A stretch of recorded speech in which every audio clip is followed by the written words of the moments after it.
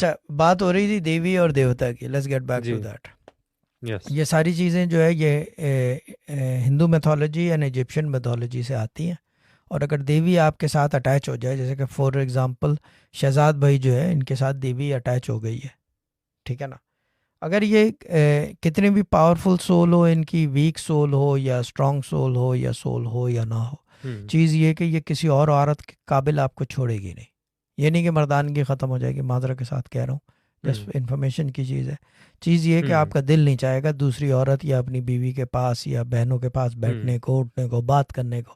آپ کو عورتوں سے خفاست بدبو محسوس ہوگی, صحیح. وہ نفرت پیدا کر دے گی دن میں, آپ کے سوچ پہ قابض ہو جاتی ہے نا, جی بالکل.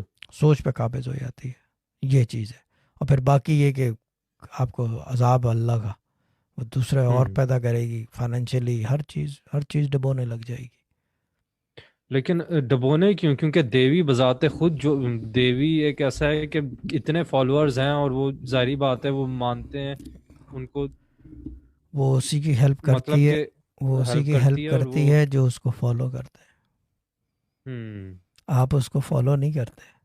Okay. You are yes, possessed by یہ her. ڈفرینس ہے, You are یہ possessed ڈفرینس by ہے. her, and you are possessed, ٹھیک. then that means that you are resisting till a certain extent. And goddesses or gods don't like resistance. They don't like to be resisted. Shehzad